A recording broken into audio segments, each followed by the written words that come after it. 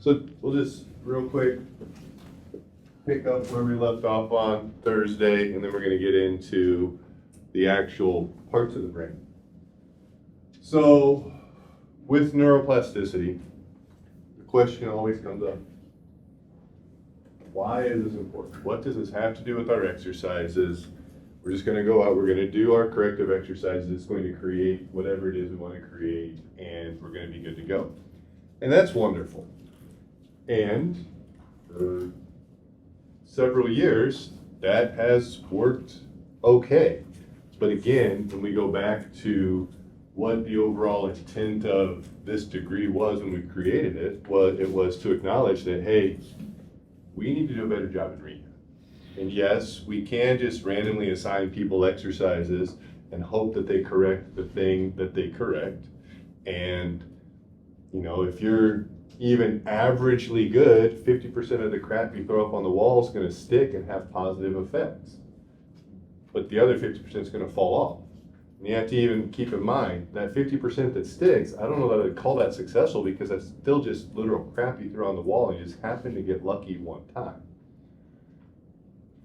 And this is where, you know, we've talked a couple times how in the clinics or in the high school setting and the college setting, you have a little bit of an advantage because you have, it's easy, you tend to have the relationships with the athletes once you get into the season to know what's going on with them. So you can kind of push a little bit further, you can kind of get a good read about what's going on, so you can have an understanding about how they're feeling, how they might respond to what you're going to do. And in clinic setting, we don't have that. Or we don't have that right away. We can develop that, it just takes a little bit of time. In the high school, college setting, you typically walk in with that. We also have to acknowledge this is one of the areas where the high school and college setting has kind of set the profession back a little bit. Because in the college setting, if your athlete's not getting better with the rehab that you're doing, do they continue to come back? Why don't they come back to rehab? Because if a football player, a basketball player, if a baseball player is out and injured, do they have to come back to rehab? If they're not participating, do they have to be in rehab? They do. Now, are they in rehab because they're choosing to actively go to rehab because they're seeing the improvements that they're expecting to see, because they're coming to see a healthcare professional, or are they coming to rehab because I'm out and I have to go to rehab? So rehab, and again, athletic trainers, our history has always been in the high school and the college setting. We haven't had to be good with our rehab because we've had a captive audience. They have to come see us. If a football player, a baseball player, basketball player, volleyball player, they're not full participation in practice, they have to go to rehab, regardless of how successful it is. Are you going to use UPS again? No. In the consumer market, in every other industry, we can tell people, we can tell businesses, we can tell individuals that provide a service how well they're doing by if we continue to choose to use that service. I don't like CVS. Why? I don't know. Maybe it's because I've always grown up around the Walgreens. Guess where I spend my money? Not at CVS, I choose to go into Walgreens. If in the clinic setting, this is one of the areas where the clinic setting does have a little bit of an edge. Because in the clinic setting, for patients to come back, you actually have to give them what they're expecting. Because from right here where I'm standing, within just a 15-minute walk, we could go to at least 3 places that provide physical therapy. I walk to the first one, I don't get the results that I want. I don't like the personality of the person that's working with me. This isn't going fast enough. See ya. Or, hey, this new thing I really like, I'm just going to silently quit. I'm just not even going to say anything to them, I'm just going to go over to the other place. In a consumer-driven industry, we can do that. So we have to be good at rehab. Unfortunately, this is one of the major drawbacks with the high school and collegiate setting, that's not the environment. you don't know that you're not doing good because athletes continue to come back. So we have to understand, and again, we're here to help remedy that. I'm not saying this is a problem. I mean, I've been in that environment. It's the nature of the beast, but we have to do a little bit better. We have to understand that if you guys are in that environment, they're gonna come back and see you whether you're doing an awesome job or whether you're giving them complete and utter crap. But understanding that and acknowledging that's step one. Because then, okay, what can I do that's better? What can I do that's actually giving them a service that they would choose to come back to? And great example. An athlete with a hamstring injury. You deal with them all season. Somebody hurts their hamstrings. That bothers them and nags them all season. 5 visits. If it's not fixed in 5 visits, you're not doing the right things. But in our world, somebody has a hamstring injury. Let's be honest. Somebody comes in with a hamstring injury, and we're hoping to get to the end of the season because we know we get to the end of the season, they're going to stop coming into rehab because they don't have to come into rehab anymore because they're not going to practices anymore. Or the practice schedule changes and they're going to get some time off and we're going to hope that the time off. We hope that at the end of the season, it will take care of itself or something else will happen. If we're not fixing that in 5 or 6 visits, we really have to ask ourselves, are we actually creating the corrective changes that we say we're creating? And the reality is, oftentimes we're not. So that takes us back to, why is this important? We can do corrective exercises. We can have athletes come in, we can do the same. When I was at Oklahoma State, I loved working in the athletic training room in the morning because it was the easiest job ever. Started my day out with 44 ounces of Mountain Dew. It was wonderful because it was the same price as the 12 ounces. Have I told you guys about my Mountain Dew addiction? Yeah, like right now, I really want Mountain Dew. But you go in, 5 o'clock in the morning to start rehab. I was not awake. I'm not a natural morning person. I would walk in, I'd grab the sheet of paper. Oh, hey, athlete, you're here. Looks like we're starting out with 4 sets of 10 quad sets, and then you're gonna go over to the ankle board, and you're gonna do that for 20 seconds, 3 times. That's what you did last time? Okay, hey, let's do 4 sets of 12 today, and 6 sets of 10 seconds each on the ankle board. Great, let me know when you're done. And then the next person would come in. Here are the exercises you're going to do. And it was I just regurgitated whatever was on the sheet. If we got wild and crazy, we'd switch it up from double leg to single leg. Or we'd change the sets, we'd add some weight. We knew we were doing good things. We went from the red TheraBand to the green TheraBand. Didn't put a whole lot of thought into it. And I wasn't the only one. Somebody came in with an ankle sprain. The staff athletic trainer that wrote that workout program, guess how they wrote that workout program? They pulled out this, because we weren't digital at the time. They pulled out the packet of ankle rehab paperwork. They wrote the athlete's name on it. They put it in the folder where we checked people in. So that when Billy Bob walked in, we did have a football player named Billy Bob at the time. When Billy Bob walked in, I pulled out the ankle rehab. It was the same ankle rehab that everybody else got because we already had the prepackaged things printed up, ready to go. We just put their name on it. Might make 1 or 2 little changes here or there, but didn't put a whole lot of thought into it. We have to do better than that. Now, do I think every place does it like that? No, but I bet every place does it similar. And we have to, again, go back to, can we do a better job? Can we do a better job with our corrective exercises? And understanding how the nervous system works and understanding how we can leverage that gives us an answer to that where we can say yes. Because if we don't understand the nervous system, if we don't understand the adaptations and how we're creating those adaptations, then the answer is no. All we can do is give them exercises. And if we're going to do that, the best way to do it is go to social media, find something that you like, have them just do this random exercise. If it works, keep it. If it doesn't work, throw it off to the side. So we have to understand the whole process of neuroplasticity. We have to create that agitation. We have to get them right on the edge of a little bit of frustration. We have to then give them a little bit of success, get that dopamine release. We have to give them enough repetition that they're now chasing that dopamine release. They want to be successful. And as we do that, we're going to have to change the drill, the corrective exercise that we're doing. Because as soon as I'm successful with it, it's going to get easy. As soon as it gets easy, I'm not going to have the tendency to be frustrated. So we have to continually be monitoring what's going on so that we can continue to evolve that drill that they're doing to continue to get that neuroplasticity. When we can leverage neuroplasticity, remember the nervous system. Every other change in the body, every other physiological change in the body is going to take at least 4 weeks for us to get. When we're talking neuroplastic changes, we're talking a significant difference between today and tomorrow. So when, again, in my role at Mercy, when clinicians come to me, hey, I've been working with this person and I can get them better.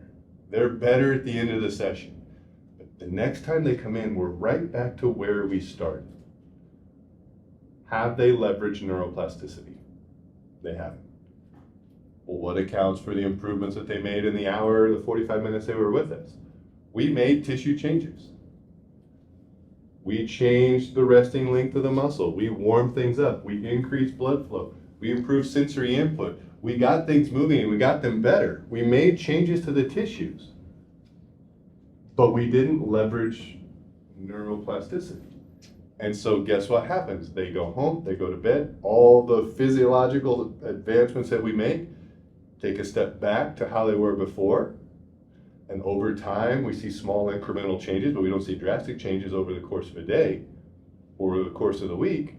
And they're making improvements, but at that pace, we're going to have to wait 4 to 6 weeks before they can come back and they can say, hey, we're significantly better.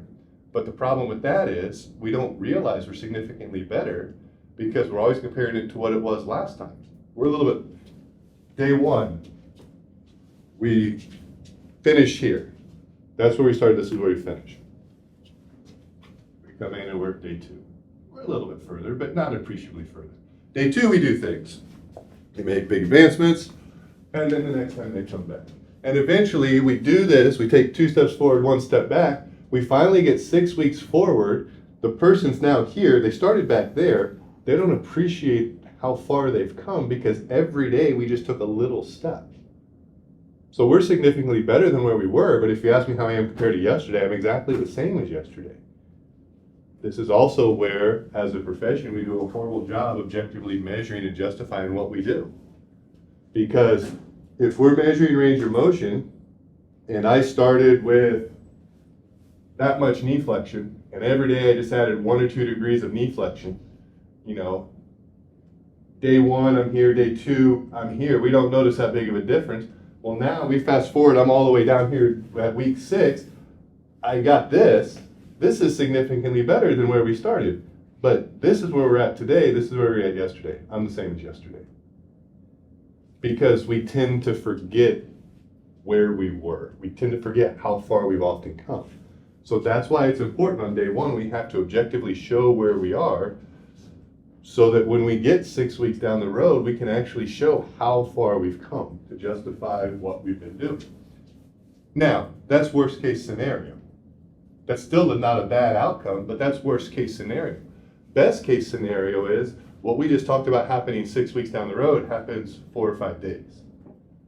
Because not only did we leverage the physiology side of things, but we also leverage the neuroplastic side of things as well. And we don't have to delay those progressions, that progress for 4 to 6 weeks down the road. Last thing I'll talk about when it comes to neuroplastic changes, we hear this one a lot, it's all about muscle memory. We have to do this so that we develop muscle memory. Muscle memory does not exist. There is no, from a sheer anatomical standpoint, there is no part of the muscle, there's no cell within the muscle that remembers anything. Just think about the parts of the cells. There is no part of any cell that has any kind of memory. So a muscle, your biceps doesn't remember what it's doing. The bicep only does one thing. It responds to an action potential. And if the ratio of sodium and potassium is one way, it's contracted. If the ratio of sodium and potassium is the other way, it's not contracted. And it completely responds to that. And that's the only thing. Now, the concept of muscle memory is correct, but actual muscle memory is not, it doesn't exist. And so the concept of muscle memory is all about creating a neural pathway where the sensory input, the processing, and the motor output, the system has been exposed to that so quickly that that process happens as efficiently as possible. That basketball player that practices so they develop the muscle memory of what their elbow needs to do and the flipping of their wrist. What they're doing isn't developing muscle memory. What they're doing is they're going through that process so often and so frequently that the neural pathways for sensory input and motor output, their nervous system is recognizing what's going on so quickly that it just happens. It happens automatically. Because eventually we want things, especially in the world of sports, we need things to happen almost automatically. And when we see those things happen automatically, we're getting the sensory input, the processing's happening, the motor output's taking place before the normal person would even process what's going on. They're getting that sensory information, they associate it, and we'll talk about association today. They associate it with something that's happened before, they have immediate recognition, and they go. We run into that all the time in our normal day-to-day lives. How often have you been driving to class, driving to work, and you get here and you're like, I don't even remember driving here. You were zoned out, you're focused on something else. But even with that, even with your consciousness being on something else, you still were able to drive a vehicle, follow the laws of the road, hopefully, and get here and not have to actually concentrate, okay, is that a green light, a yellow light, or a red light? You're driving, you immediately see that, okay, I recognize it's a green light, I just keep going. Recognize that the light's yellow, I'm gonna have to slow down. Those things happen. The quicker they happen, the more repetitions of that we have, the less conscious thought that it takes. The more conscious thought that it takes typically indicates we've had fewer and fewer exposures, fewer and fewer repetitions. That's why, use football as an example because it's football season, offensive line, even collegiate professional football players on the offensive line, they still practice what they do with their first step on the snap of a ball. They've been doing that for 20 years. Why do they still practice that basic, what's the first step, and the timing, and fine-tuning of that first step, and then where are their hands, and how quickly does that happen? Why do they still need to practice that first step? Because they need that first step to happen so quickly that it's automatic. You don't want if your offensive lineman's down in his stance, and the ball snapped, and his first thought is, I've got to pick my right foot up, I've got to step back, and I've got to open up, and then I've got to find and engage with the defensive lineman. By the time he's thought that, what he's going to do is he's going to look, and he's going to realize that the play happened behind him because he didn't process it quick enough. You don't want that happening. You want that first step, that initial reaction happening so quick that it's automatic. You want so much exposure, so many repetitions that they can't get it wrong.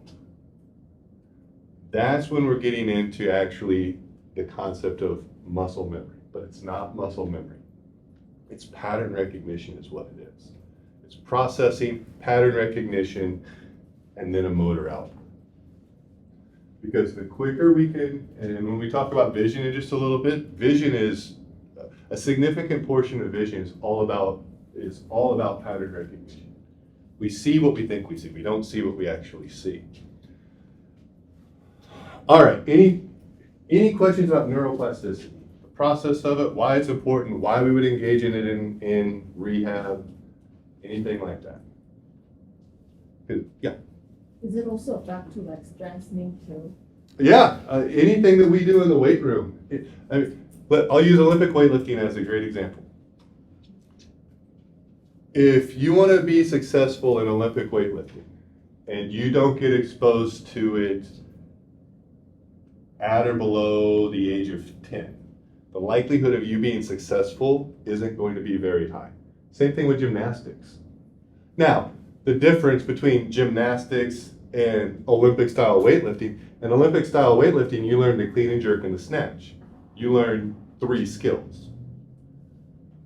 There's a lot more skills in gymnastics. So one of the reasons why in gymnastics you have to start so early is because there's so many skills you have to be good at. In Olympic weightlifting, we're talking about a very finite number of skills, really 3. The clean, the jerk, and the snatch. We put those together, you have 2 different levels. If you don't start, if you don't get exposed and start that before the age of 10, can you learn those lifts? Yes, you can. Can you be successful with those lifts? Yes, you can. But the likelihood of somebody, the likelihood of somebody getting involved at that, deciding that they want to get really good and they want to be very competitive at that, and then being high level successful is relatively low. Just because of how you're talking about power lift. You're talking about being able to efficiently and effectively generate high levels of force and doing it at extreme end ranges of motion. If you don't start getting those repetitions early on, and if you don't start having a nervous system that adapts to that early on, it makes it significantly harder to do that, to learn those skills. If you go to any weight room in the country, and when I say any weight room in the country, this time of year, you'll see, especially in the summer, you'll see football players at all levels doing the clean. The barbell clean is a great lift to develop power if you do it right. Unfortunately, the bulk of what we see isn't actually creating the thing that we want, because the whole doing it right thing's not happening. They're going through the motions. They're not continuing to improve that technique. And so what ends up happening is not leveraging neuroplasticity. Yeah, I can do it clean, and I can do it clean wrong. And when I do enough cleans wrong, I'm going to come in and, man, my back is killing me. I don't know what it is. I do. It's not that hard.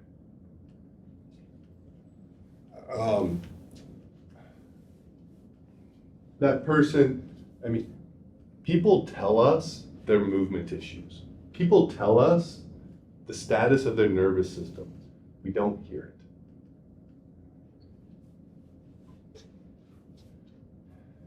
My knees kill me when I squat. I've got bad knees. My whole family has bad knees. We hear that a lot. And I'll hear that, it used to be you start to hear that about college age kids.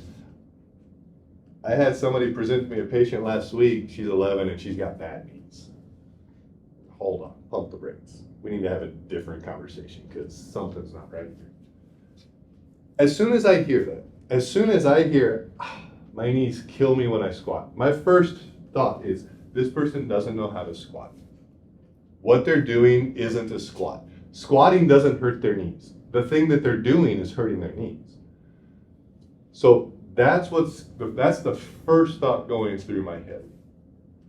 The second thought is, this person's at whatever level, high school, middle school, college, beyond college, and nobody's ever taken the time to teach them to squat.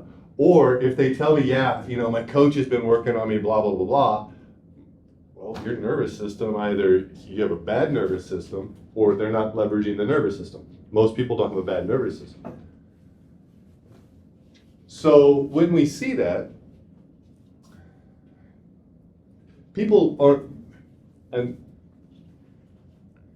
genetically have bad knees. People don't genetically have bad backs. Now, can you have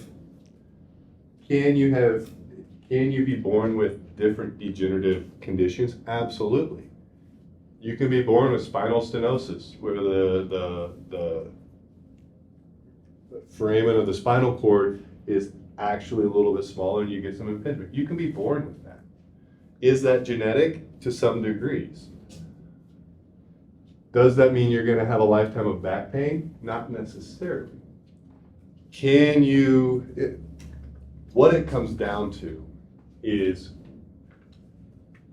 if somebody tells me they have bad knees, one of the conversations I want to have, or somebody tells me they have a bad back, one of the conversations I have is with them about, tell me about when you were in kindergarten. What was recess like? Run around on the playground, blah, blah, blah, blah. As soon as I hear this, you don't have bad knees. You don't have a bad back. Because at one point you had good knees, and at one point you had a good back. You just didn't know how to use them. You didn't read the instructions. You were born with good knees. You were born with knees that were designed to last 120 years. You just didn't use them correctly, and now they've started to wear out a little bit early. That's completely user error. It's not equipment error. So we have to, and now, that also means that we have the opportunity to change that because of what happens from a physiological standpoint and what happens from a neuroplastic standpoint. And everything that happens in the weight room is all about creating neuroplastic change. Yes, we want the physiological adaptations. I mean, when we hear people talk about functional training, I'm doing functional training, what they're trying to do is leverage the nervous system. They're trying to leverage neuroplastic change. The problem is, they're just trying to leverage neuroplastic change by coming up with these fancy exercises. Let me ask you this. Does neuroplastic change happen during the exercise? It doesn't. So it doesn't matter what the exercise is. The problem with the industry is we've always thought that the exercise is going to be the thing that creates the change. The change doesn't happen during the exercise. Their concept is right. We need to find better ways to integrate exercise into the thing that we're trying to create.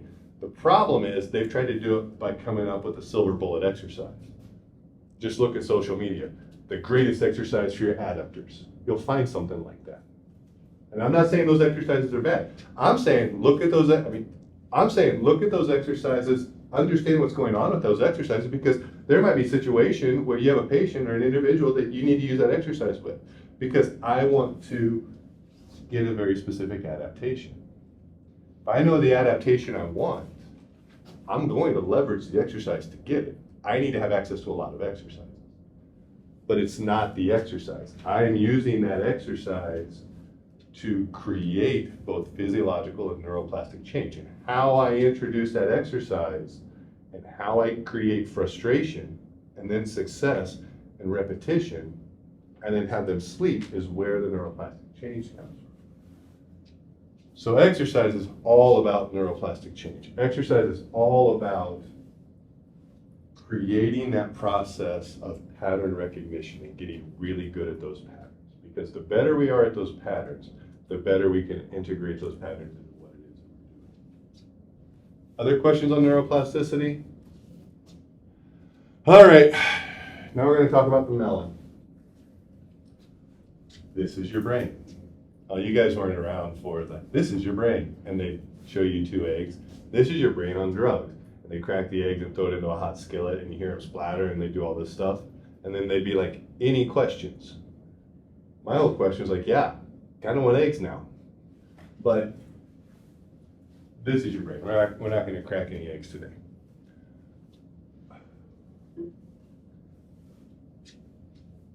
One of the trends now is everything's neurologic. Neuro this, neuro that, neuro whatever. And it's all, movement exists in the brain. Movement is based on the brain. It's all about cortical real estate and how much space it takes up in the cortex of the brain. And that's not wrong. But I think it's important if we just look at these areas, the prefrontal cortex, the premotor cortex, the primary motor cortex, primary sensory cortex, the somatic sensory association area, visual association area, the visual cortex, the auditory cortex, the auditory association area. What are two things that kind of stick out when you just look at those areas? What are two patterns that you see with that?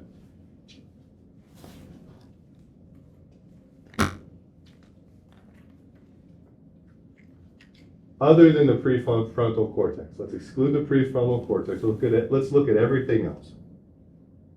Motion and sensory. What about motion and sensory? That's all. So it's broken down into motion, to sensation and movement. What else?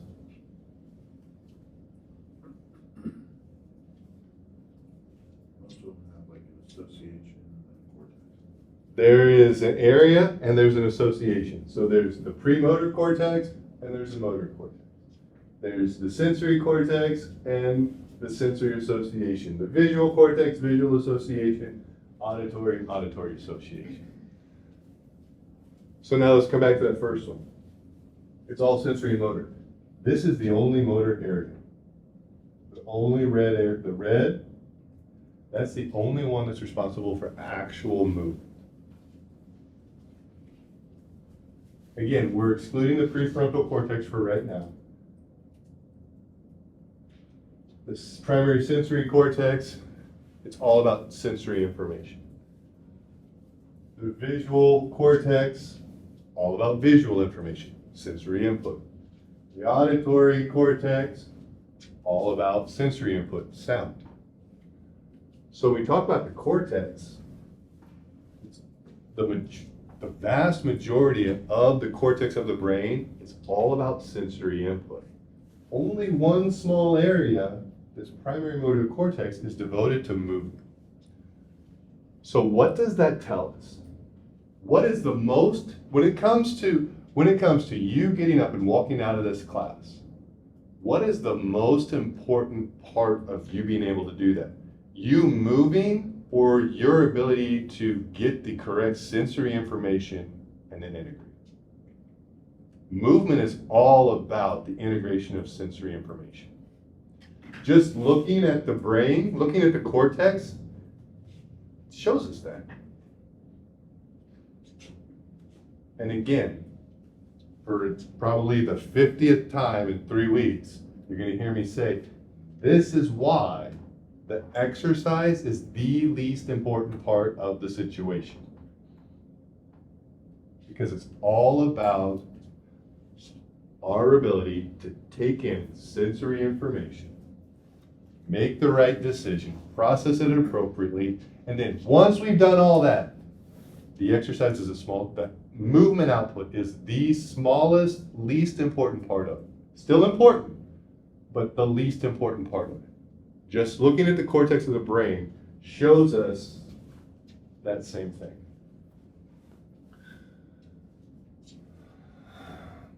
And then the second part of that. Which area is bigger, the primary sensory cortex or the association area? The association area. The visual cortex or the visual association area? The association area. The auditory cortex or the auditory association area? The association area. The primary motor cortex or the premotor cortex? And so now let's think about that. Wait, everything else is an association area. This is the premotor cortex. Is that backwards? No. It further justifies why the output is the least important. We take the visual input in. Our eyes, we take the input to the visual cortex. The visual association area then integrates that into what's going on. And now we're going to walk out the door. We have to develop a motor plan to do that. We have to take this visual information and attach that to something going on in the motor cortex. Well, before we do that, we have to make a plan. We have to have a plan. That movement plan happens in the premotor cortex, and then the movement happens. So that premotor cortex is where the plan for movement takes place. What's that plan for movement based off of? All the sensory information. So again, we look at the real estate of the cortex, the least important part of it is the actual movement. Bad thing is, this whole degree is about movement. We had to sucker you in with this fancy buzzword term of movement and then talk about all the stuff that leads up to it, because movement's the least important part. So when we look at this, we take all of this.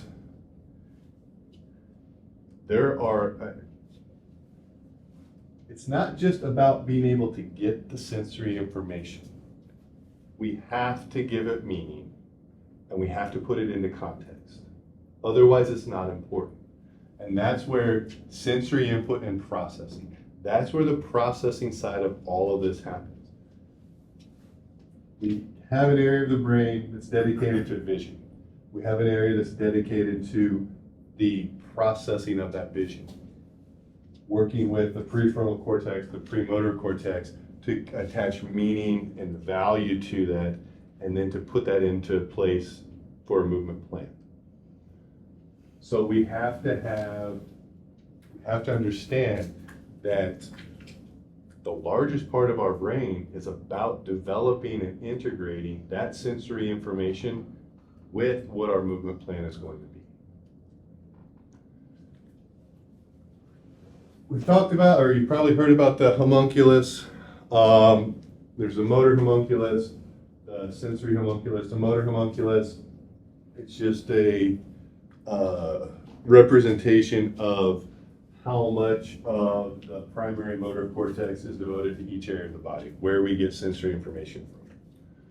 We get a lot of sensory information from our hands, our face, mouth, and nose. Bottoms of our feet. Those are the areas that we get the most sensory input from. You guys familiar with dry needling? So there are often times you put a needle in somebody and they won't even know that the needle's there. They won't feel the needle because of the distribution of the cutaneous nerve receptor. So you put the needle in, you're not even close to one of those cutaneous nerves, they don't even get the sensory input of that. That won't happen in the bottom of the hand or the feet because of the density of the nerve receptors in those areas, because we get a ton of sensory information there. We think about those three areas, the hands, we put our hands on everything, we touch everything, we can manipulate things with our hands very, very well. We get a lot of input from that. So that is what allows us to interact with the world around us. Why is it important to get a bunch of sensory input from the lips? Why is that one important? I'm sorry.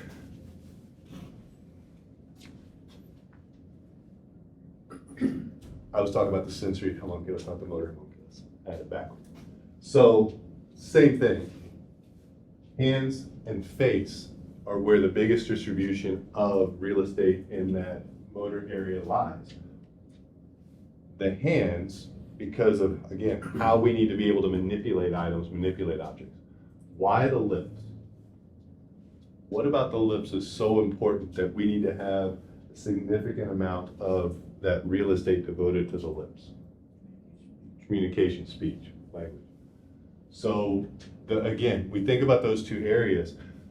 We're not talking about large, big movements in those areas. We're talking about very small, precise movements to perform very precise motions and activities. So it requires a lot of neural input for us to allow that to happen. Already talked about the sensory one. Lips, tongue goes back to language as well. Hands goes back to, again, being able to get sensory input about the things that we're touching. Why the feet? Why the soles of the feet? Why is it important to get sensory information through the soles of the feet? Why is so much of the cortex devoted to the bottom of the feet? It's the only contact point we have with the ground.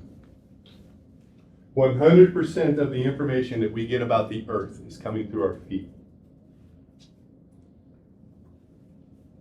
If we're getting poor information through our feet, it's going to make it harder for us to stay vertical. If we have trouble staying vertical, we fall. falling is an inherent risk to our survival. Because what's at the opposite end of that really long lever? The head. We fall, just sheer mechanics, you have a lever. The top of the lever when you fall is going to be moving faster than the bottom part of the lever. The head happens to be at the end of that. So if I fall, my head's going to be moving the fastest. What's inside the head? The brain. That's also one of the reasons why the skull is so thick, to protect us from falls. But we don't have to rely on the thickness of the skull to protect us from falls if we're getting good sensory input through our feet. What happens so if we were to go to the Battlefield Mall this morning, you would see a lot of older individuals doing their walking in the mall. It happens at every mall around the country. It's like a national pastime. As people age, what happens to their gait cycle? 4 things happen as we age with our gait cycle. Length of steps. What happens to the length of our step? Shortens. Base of support. What happens to our base of support? It gets wider. Why does it get wider? Because I'm more stable. What happens to the speed of what happens to my cadence, the number of steps I'm taking? Does it go faster or does it slow down? It slows down. And then last thing, what happens to my head? Am I looking at the things around me or do I start to look down? So what we end up seeing is something like this. Now, that's an extreme measure. But what we see widening of the feet to give us more balance. We see shortening of our stride length. And when I say shortening of the stride length, when you watch elderly individuals, eventually they get to the point where their base of support is always 2 foot lengths long. There'll never be that gap between the toe and the heel. The gait cycle will shorten up until it's more of a shuffle. They never actually step outside of their base of support because it maintains a large base of support to prevent falling. We slow down. Why do we slow down? Because it goes back to processing speed. We've all been walking and caught that carpet monster and caught ourselves. Greatest story I've ever had. I was a junior here at Missouri State. We were playing up in northern Iowa football. And Ivan Milton was the head athletic trainer at the time. He was the one that was here before Jim Pinkowski. That game, my duty, because when you were a student, Ivan had duties for everybody. My job that day was to be attached to his hip. He was like, you have to be within 2 steps of me the whole game. Okay. I was his gopher for the game. We go out on the field, you're 2 steps behind me. Something's happening on the sidelines, you're right there. If I need something, you're going to get something, all this. So my whole job was to be this far from Ivan. Now, the funny thing is, you guys see me. Ivan was this tall.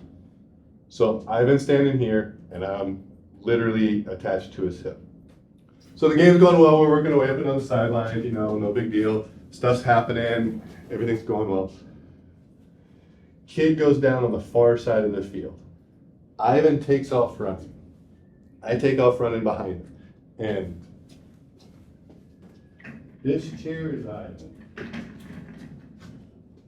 We're running this way. If this chair is Ivan, I'm right here. Ivan trips on the turf monster. Ivan face plants and sprawls. And so Ivan's sprawling, doing the slip and slide on the turf, and I'm high stepping, not trying to step on him. And then I have the dilemma. I'm supposed to stay on his hip. A, do I sprawl out on the ground as well? B, do I wait for him to get up? Do I help him get up, or do I keep going to the athlete? And all this is happening while I'm trying to not step on him. So I made the decision to just pretend that didn't happen. So I just ran out, didn't even see him, get to the athlete. Ivan gets there a second later, we get it taken care of. He doesn't say a word. He doesn't acknowledge it happens. We get it taken care of, we get off to the sideline, we get the athlete taken care of, still doesn't acknowledge it. Game continues to go on, nothing. Halftime, nothing. And so I'm starting to think, anything, did I see that? What was going on? Game's completely over. We're on the bus, because we were riding the bus back. We're on the bus, he's like, hey, see that turf monster get me? I'm like, yes, I did, I knew it really happened. He was like, yeah. He's like, do you think anybody else saw it? I'm like, I think the whole place saw it. And so that was the only time he said anything about it. But why do we slow our pace down? Because if you trip when you're running, you have that whole sensory input, processing, motor output, that window is very small as we're moving faster. As we move slower, we have more we increase the processing window. So we have more time to make sense of what's going on. So if I catch my toe when I'm walking and I'm going slow, I can get my foot down and not fall. It's all about fall prevention. So we see him widen the base, we see him shorten the step to increase their base of support, we see him slow down so that if something goes sideways, they have time to not fall. And then the last thing we see is we see the eyes go from up here to down here. Because now I'm not getting enough quality sensory input through my feet. I have to get more sensory input. Where's it going to come from? Can't put my lips on the ground. Can't put my hands on the ground. I've got to put my eyes on the ground. I've got to see the ground so that instead of feeling the incline, I see the incline and I can step my foot up higher. Now, logically, that whole progression, what's the most logical first step in preventing those negative adaptations from happening? What's a logical first step that we can do, knowing just a little bit that you know about what's going on in the cortex of the brain? What's a logical first step that we can do to prevent those first few things from happening?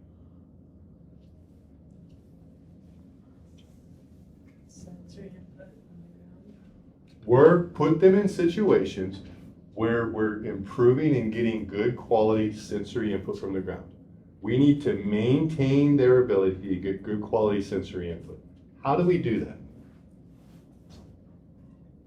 What's step number one to get good quality sensory input from the ground? What was that? Take your shoes off. Because the more sole you have between your foot and the ground, the less sensory input you're getting.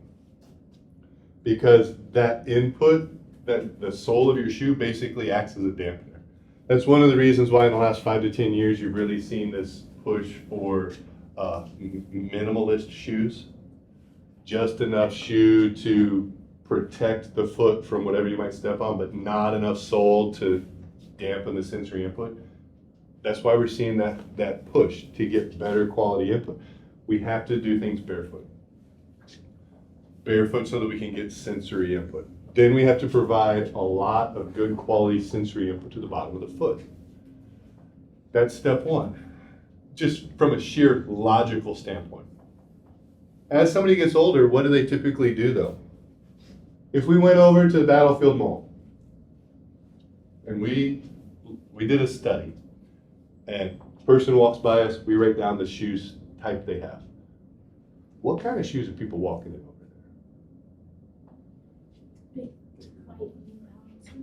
there? They're walking in the thick, cushiony New Balances. A new one that's kind of that's taken off in the last 4 or 5 years are the Hokas. They're the cloud running shoes, which if you have foot issues, you put those on, wonderful. You won't feel a thing because you have that much of a cushion underneath you.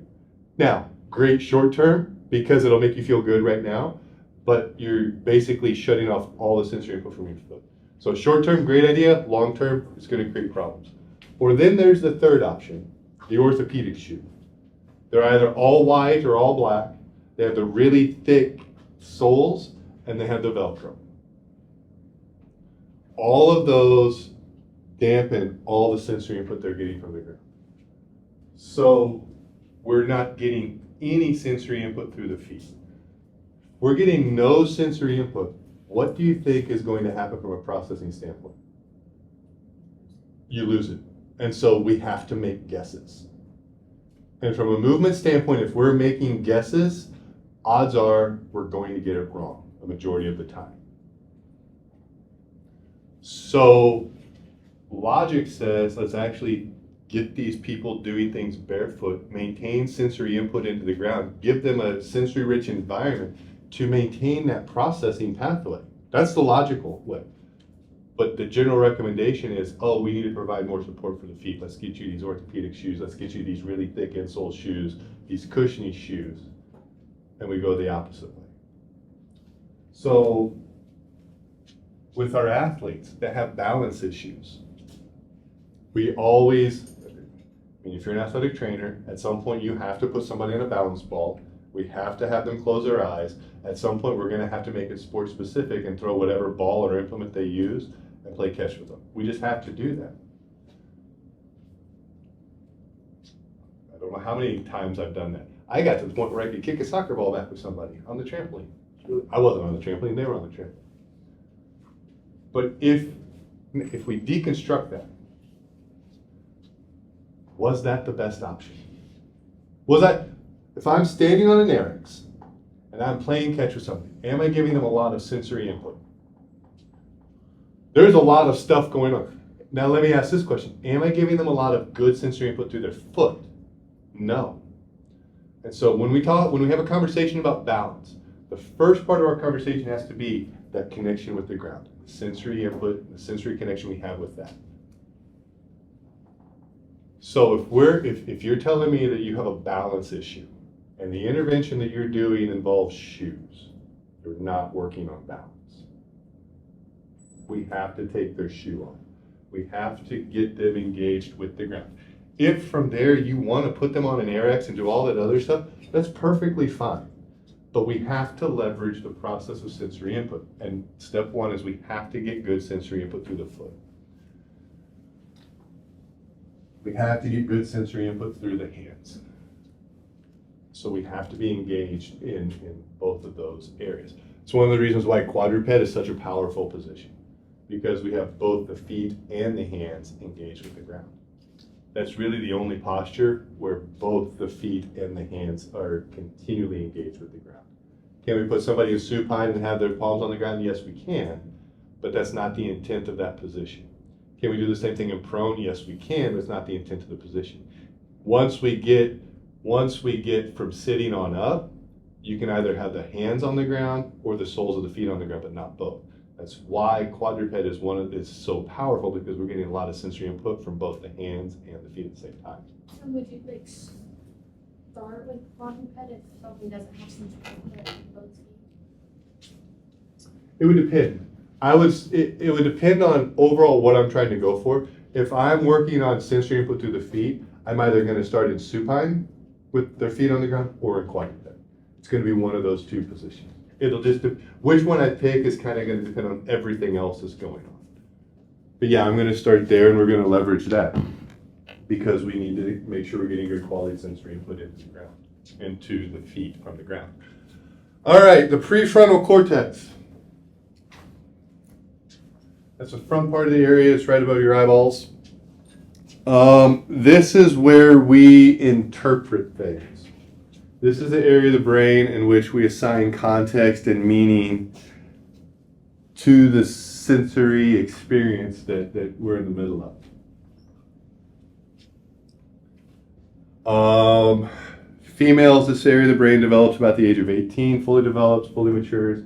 In males, it's a little bit more delayed, 21-ish. Until it's fully developed, we can't really fully understand the impact of our actions and our decisions. That's what, great example.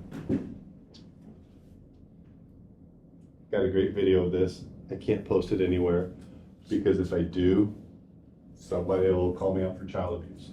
Callan was bored this weekend. He has one of those splatter guns. Have you guys seen the splatter guns? I don't know if that's what it's called. It's got these little bitty tiny things. You soak them in water. You know, familiar with Orbeez? Okay, basically it's a gun that shoots Orbeez. You soak the stuff in the water, it gets bigger, you put it in the clip, it shoots like a BB gun. And he was bored, he's like, Dad, will you shoot me in the back with Orbeez? What? I'm like, no. He's like, come on, Dad, can I shoot you? I'm like, no, you can't. Why would I let you shoot me? It'll be fun. No, it won't. Anyway, I got tired of him asking me. And so, Dad, you shoot me in the back. Dad, fine. You want me to shoot you in the back? I will shoot you in the back. And so I got some great video of me shooting him in the back. His back, and this gun, you can shoot it one at a time, or it goes like fully automatic, and it's like fully automatic. And he's like, now when I say stop, you have to stop. Okay, I'm going to stop as soon as you say stop. And I know in my head, that's not happening. Didn't tell him that. He thought this would be a great idea. As we're starting to get into this, I'm thinking this is a great idea. But the difference is, I have a prefrontal cortex that works most of the time. His isn't even fully developed. So going in, he thought this was a great idea. He didn't understand what was about to happen. I thought this was a great idea because I did understand what was about to happen. And so we're standing there, and he's about this far from me. And I'm like, are you ready? He's like, yeah. I'm like, are you sure? He's like, yeah. And he's standing with his back to me. He's got glasses. He's got eye protection on because I don't want to, we're at least going to be smart with this. He's like, go. And I shoot him once. He's like, that's not that bad. He's like, put it on full auto. I'm like, are you sure? He's like, yeah. Okay. And I unload, and he's dancing, and he's doing all this stuff, and he finally takes off running. He never did say stop, though, in my defense. He was saying all kinds of other things, but he never said stop. And I'm like, let's do it again. He's like, no. I'm like, why not? He's like, that hurt. I'm like, are you stupid? Did you not think it was going to hurt? I didn't think it was going to feel like that. Again, not able to understand the full impact of what's about to happen. Got some great pictures. He had like 100 red welts on his back. I will say, I did lose a bet, and as a part of losing that bet to him, I did let him shoot me in the back as well. And it does hurt, but I knew that going in that it hurt. That's why risk-taking behavior, typically associated with males. Again, typically associated with high school, college-age males, because that prefrontal cortex isn't fully developed. We don't fully grasp the impact of our actions. Add into that a nice hormonal balance of a lot of testosterone, and that sometimes creates a interesting environment. This also is where perception comes into play. So when we talk about the 5 things that the nervous system does, one of the things that we talked about was perception. It's important to understand, if you're in a high school environment, if you're in a college environment, perception of what's going on is one of the things that the nervous system does. But if you're in one of those environments and you're dealing with somebody under the age of 18 or 21, male or female or male, their prefrontal cortex isn't fully developed. Their perception of what's going on isn't going to be completely intact. So that statement, your perception is your reality, before the age of 21, 18 if you're a female, it's not even possible. Just because your perception, what's making that perception hasn't even got things worked out yet. Over the age of 21, it's a different story, but just understand that the younger individuals that we're working with, their ability to have a perception of what's going on isn't complete because they just physically don't have that part of their brain developed yet to where they can understand all of what's going on.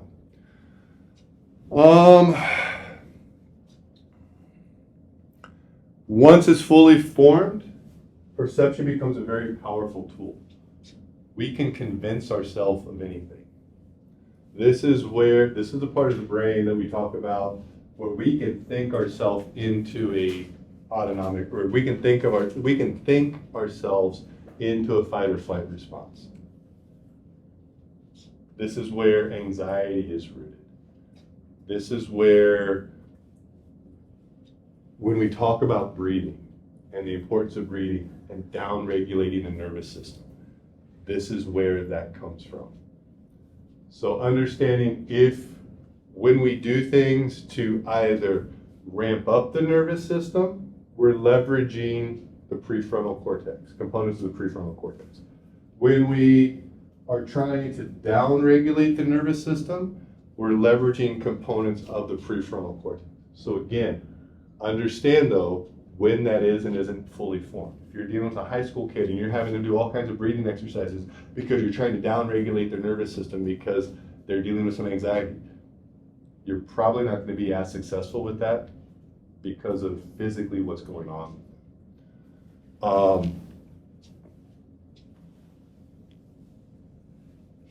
This is also the area of the brain that when people start to get frustrated, like we talked about with neuroplasticity, we need to make sure we keep them engaged and continue to keep them doing what it is that they're doing by manipulating that perception, by getting them to understand the greater meaning of what it is that we're doing, the greater impact of what it is that we're doing, that it's not just about right now, but we need to continue with this. The association areas, like we talked about before, these areas are larger than all their perspective areas. Each one is larger than the area that they're associated with. This is where that area is integrated within the rest of the brain. This is where the visual input is associated with everything else. The auditory input is associated with everything else. The premotor cortex is where a lot of the planning takes place based off of all the sensory information. This is where we start to integrate that sensory information into our processing. The eyes are the only part of the central nervous system that extends outside of bony protection. The spinal cord is protected by the vertebrae, the brain is protected by the skull, the eyes aren't protected by anything. When we look at the brain, the visual association of the visual cortex, that makes up approximately 40% of the surface area of the brain. So a large part of our sensory input is coming from the eyes, from that nervous system, that component of the nervous system. When either our vision starts to decline or movement starts to decline, that's an indicator that something is going on within the nervous system. It's also one of the reasons why every year athletes come back for their physicals and they have to close their eyes and read the eye chart. We always associate that, well, we're just looking at their vision. Yeah, we are. But we also have to understand that if we see rapid and significant changes in vision, it could be tied with some other neurological things going on as well, especially if there is some associated movement negatives, movement adaptations that are happening at the same time. What do you guys think the number one priority of the eyes is? There's one thing that is the most important function of the eyes. What do you guys think it is? Awareness? Close. Not necessarily wrong. It has to do with light. And it has to do with our ability to communicate the time of day to the rest of our body. If we think about it, the only way, if you guys look outside and it's like it is now, is it daytime or nighttime? Daytime. If we look out the windows and it's pitch black, and I ask you that same question, is it daytime or nighttime? You're going to say nighttime because we associate the light with the time of day. That's the only way, through our eyes, it's the only way, especially before we have all of the clocks, to tell us what time it is and everything. Before all that, the only way we knew what time of day it was by where the sun was and the angle that the light enters into our eyes. That's the only way that we get any information about the time of day and the light around us. Why is that important? Have you guys heard about the circadian rhythm? Circadian rhythm is what dictates your level of wakefulness and sleepfulness. That is what sets the tone and guides every function of our nervous system. That's why if your circadian rhythm gets thrown off, there is nothing good that comes from that.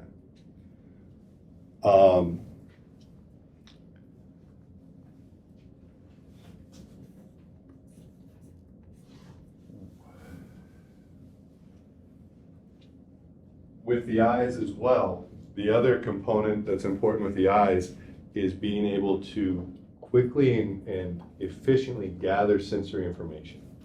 Now, the thing is, with the eyes, we're all about pattern recognition. And as soon as we see we don't see what's actually in front of us. We see what we want to see. We see what we think we see. And on Thursday, there's this wonderful video I'm going to start out with that when you guys get to the end, you're going to realize you didn't see anything that you thought you saw. Because again, it's all about pattern recognition. We don't get it right all of the time. We get it close enough. And so the eyes allow all that information to come in. Understanding that we don't see what's actually there and that we get it wrong most of the time is also one of the reasons why, from a rehab standpoint, having the patient watch themselves is not a good idea, because they see what they want to see.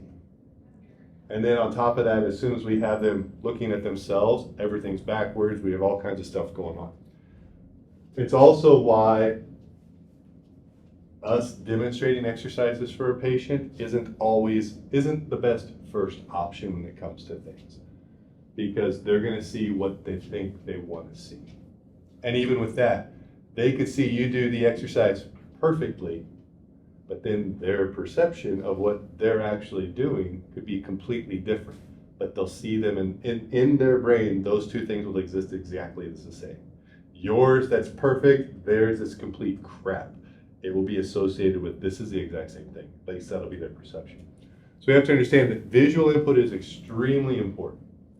Unfortunately, from a rehab standpoint, we oftentimes are going to need to downplay that visual input, especially if somebody's doing something wrong and we're trying to correct that.